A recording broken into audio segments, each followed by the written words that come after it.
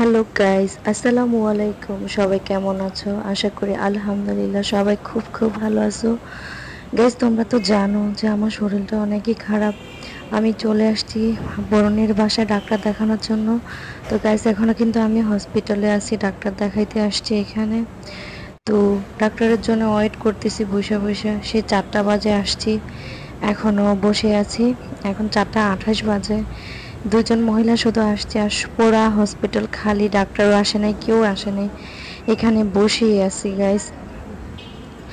আর কি করব গাইস, 14টা বছর ধরে ঘুরতেছি ডাক্তারের কাছে কাছে, শুধু একটা সন্তানের জন্য। যদি আল্লাহ পাক রাব্বুল আলামিন ডাক্তারের উসিলায় আল্লাহ আমাকে একটা সন্তান দান করে, এজন্য বসে আছি। জানি না আল্লাহ পাক রাব্বুল আলামিন কবে আমাকে এই কষ্ট থেকে মুক্তি দেবে। গাইস, এখানে লেখা আছে, দেখো তোমরা, বন্ধ্যাত্ব। এই বন্ধ্যাত্ব শব্দটা শুনলে বুকের ভিতরটা মোচড় মাইরা ওঠে গাইস। যে আমার মতো কিন্তু হাজারো মেয়ে আছে যাদের বাচ্চা হয় না, কেউ এখনো মা ডাক শুনতেই পায়নি। মা ডাক শোনার জন্য বুকটা একদম হয়ে আছে, মনের ভিতরটা কেমন যে লাগে বলে বুঝাইতে পারবো না। আমি কতটা বছর ধরে ওয়েট করে আছি, অপেক্ষা করে আছি। আল্লাহ পাক রাব্বুল আলামিন আমাকে একটা সন্তান দিবে, আমাকে বন্ধ্যাত্ব থেকে মুক্ত করবে, একটা সন্তান দিবে, আমিও মা ডাক শুনবো ইনশাল্লাহ। গাইস, আল্লাহ যদি আমার মনের আশাটা পূরণ করে, তোমরা সবাই আমার জন্য দোয়া করবা। আমার জন্য অনেক অনেকভাবে দোয়া করবে, শুধু আমার জন্য না গাইস, এই পৃথিবীতে প্রত্যেকটা মেয়ে যাদের সন্তান হয় না সবার জন্য দোয়া করবে। কেউ যাতে আর বন্ধা হইয়া না থাকে। একটা মেয়ের যে কত কষ্ট হয় শুধু সেই জানে। তো এখন আমরা চলে আসছি গাইস, আপু আর আমি, আমাদের বাসার কাছাকাছি। এখানে অনেক জায়গা আছে, অনেক কিছু বিক্রি করে, বট ভাজা, হালিম, অনেক কিছু বিক্রি করে। তো অনেকে দেখি বসে বসে খায়, এজন্য আপুকে জিজ্ঞেস করলাম যে তুমি খাবা কি না। আপু বলে যে হ্যাঁ খাবে। তো আমরা বসে পড়লাম খাওয়ার জন্য। আপু হালিম খাবে আর আমি খাবো হলো তোমার ওই যে বট।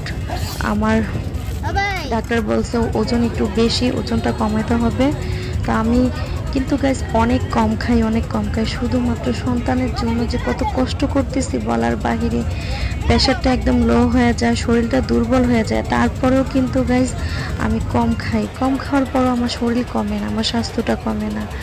অনেক অনেক চেষ্টা করে, আর আমার হাজব্যান্ডে অনেক কেয়ার করে। আল্লাহ পাক রাব্বুল আলামিন তাকে যেন সুস্থ রাখে, ভালো রাখে। আমি স্ত্রী হইয়া আমার হাজব্যান্ডের জন্য দোয়া করি। তো এই ভাইয়াটা বলতেছে, আমি বলতেছিলাম যে সালাড না হলে খাবো না। তো ভাইয়াটা আমার জন্য অন্য দোকান থেকে গিয়ে সালাড আনছে, এখন আমাকে বট দিতেছে সালাড দিয়ে। দেখো কি সুন্দর করে মাইখা দিছে। তো আমি কিন্তু যখনই ঢাকায় আসি তখনই এই ভাইয়ার দোকান থেকে এই বট ভাজা খাই। তো ভাইয়াটা কিন্তু জানে যে আমি সালাদ ছাড়া খাই না। তো সালাদ ওনার দোকানে ছিল না, অন্য দোকান থেকে আমাকে আইনা দিছে। আমি অনেক খুশি হয়েছি। যদি সালাদ নাও আনতো তাহলে কিন্তু আমি খাইলাম না, কারণ আমার বট ভাজাটা আপনার এই শশা দিয়ে ভালো লাগে। তো জানি না আল্লাহ পাক রাব্বুল আলামিন কি করে কি করবে, আমার কবে মনে আশা পূর্ণ হবে। সারাদিন শুধু এই টেনশনই থাকি, টেনশন করতে করতে একদম অসুস্থ হয়ে যায়। আর কত টেনশন করবো, একটা দুইটা বছর না, 14টা বছর ধরে এই টেনশন করতেছি। গাইজ, তোমাদের সাথে আমার কথা বলতে একটু প্রবলেম হচ্ছিল, আমার ভয়েসটা তোমরা ভালো বুঝতেছো না, এই জন্য একটা মাইক্রোফোন কিনে নিয়ে আসলাম। এই যে দেখো, মাইক বলে এটাকে, মাইক। এই মাইকটা আজকে কিনে আনলাম আমি।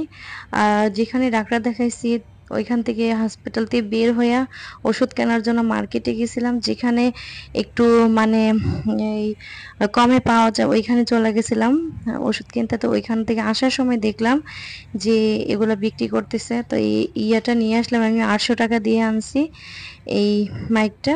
দেখো, লোকটা বলতেছে যে এটা দিয়ে নাকি অনেক ভালো হবে, কথাগুলো স্পষ্ট শোনা যাবে, এই জন্য এটা নিয়ে এসেছি। তো জানি না কেমন হয়। তো আজকে তো এটা দিয়ে আমি কথা বলবো, যে তোমরা দেখো যে এটা দিয়ে কথা ঠিক আছে কিনা। আর প্লিজ প্লিজ তোমরা সবাই আমার এই চ্যানেলটাকে একটু সাপোর্ট করো, আমার পাশে থাইকো, আমার আমার ভিডিওগুলো তোমরা বেশি বেশি করে দেখো। ইনশাআল্লাহ আমি তোমাদেরকে চেষ্টা করব প্রতিদিনই 2-1টা ভিডিও দেওয়ার জন্য। আর এখন থেকে চেষ্টা করব যে প্রত্যেকদিন একটা করে ভিডিও দিতে, একটু লং ভিডিও, আর শর্ট ভিডিওগুলো তো আসি, একটু লং ভিডিও দেওয়ার চেষ্টা করব ইনশাআল্লাহ। তো তোমরা সবাই ভালো থাকবা, সুস্থ থাকবা। আল্লাহ হাফিজ। আর আমার জন্য দোয়া করবা। Tata, bye bye.